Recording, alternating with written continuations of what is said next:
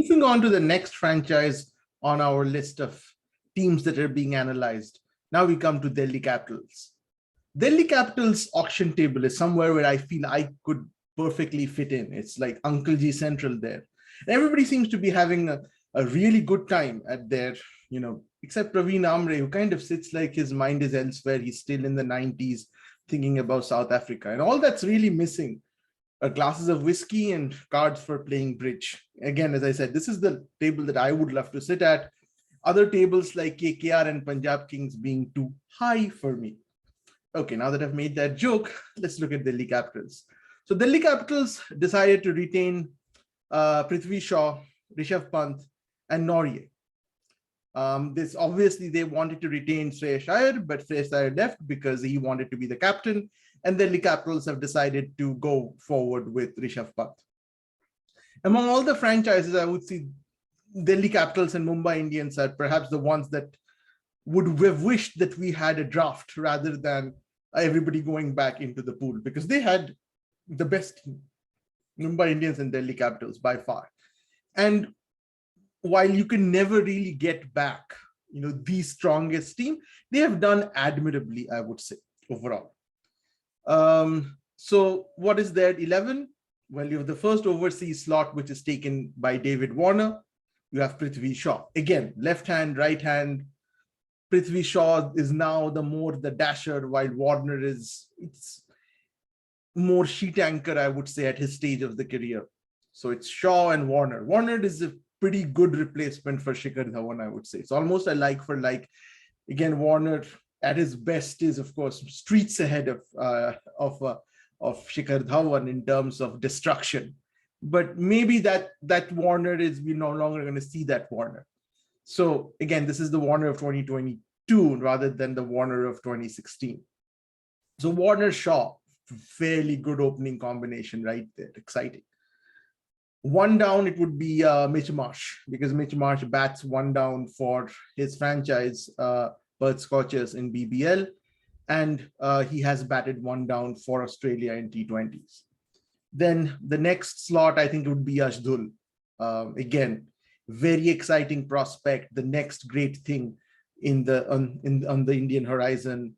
Very interesting to see where he lands up, whether he becomes the next Kohli or whether he becomes the next Unmukt Chand. So again, you could go either way, but again, the flavor of the season, the fashion of the season, Yash Dhul, Delhi Capitals have him, and he's, as a very exciting prospect.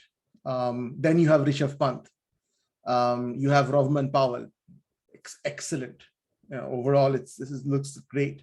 Then you have Akshar Patel. You have Shardul Thakur. You have, again, an overseas slot where I would see one of Norrie being injured. So that's why Norrie, Lungi Nigiri, and Mustafizur Rahman would be one of them. And then you would have select two from Khalil, Nagarkoti, and Sakaria. So positives, Warner, I think, was a great buy at that price. Yash Dhul is, again, as good a replacement as they're likely to get for Shreyas Iyer. They got Shardul for Ashwin. I think I think the Sauda was good to get Shardul for us. They have an explosive opening order. Again, there's always this doubt about Prithvi Shaw. So that's there. But they've chosen to go all in on Prithvi Shaw. They chose to retain him, and I think that was a good decision. So they have an explosive opening order with Warner and Shaw. They have a solid middle order with Yash Dhul, Mitch Marsh, and Pant. And they also have a fairly good, powerful lower order with Rovman Powell.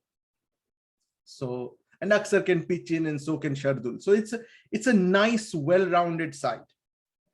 Now the negatives is that it again starts with David Warner. As I said, this is not the David Warner that so many of us have grown to love.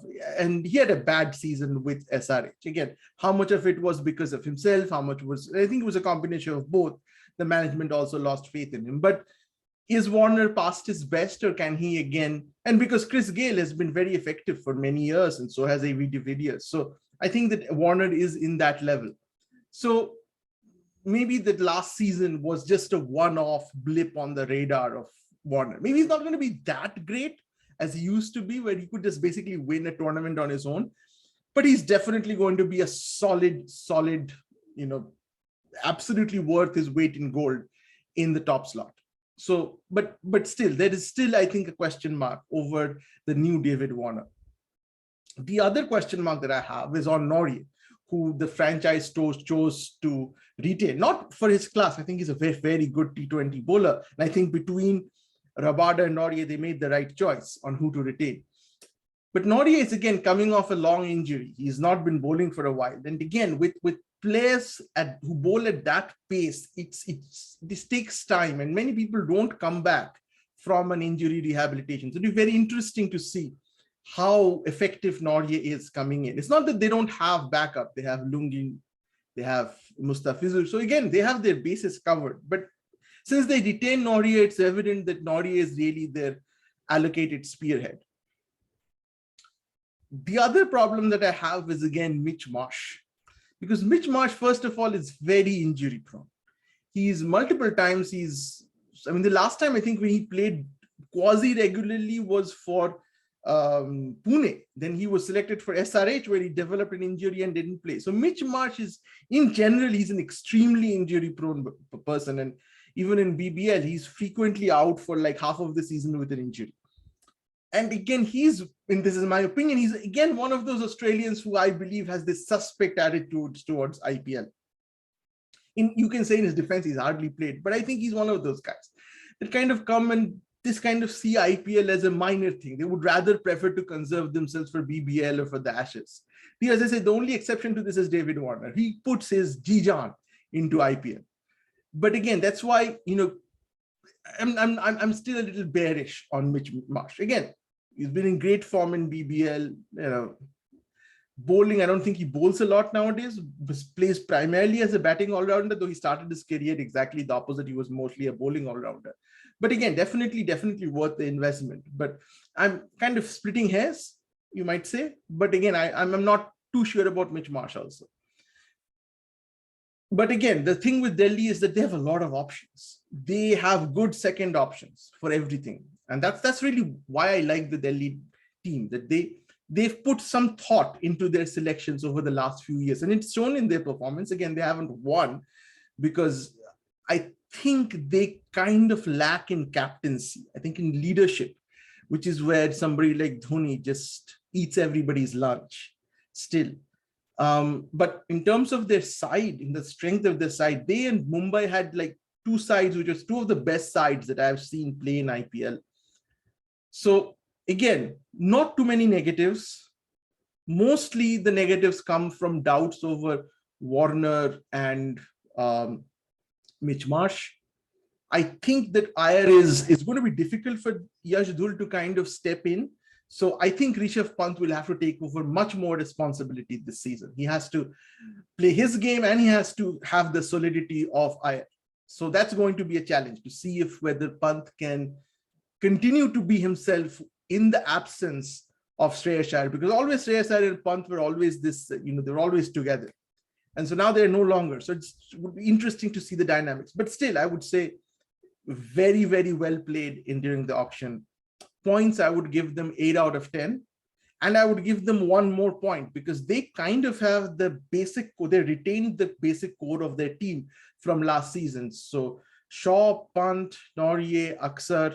Oh, I forgot they retained also Aksar, right? So they have a fairly decent carryover from their previous side. They're carrying over their captain. So I think it's not a totally new looking side. They have found more or less like for like replacements. I don't think that they have found a total replacement for Shreyas Iyer. But it's obvious that with 2 more teams in the franchise, no team is going to be as solid as it was last season because the talent has just been diffused. So the density is decreased across all of the sides. But again, this is good because it provides some opportunities for uncapped players to make their mark. So overall, again, I would say 8 out of 10 for Delhi, +1 for them retaining the core thematic elements of their side.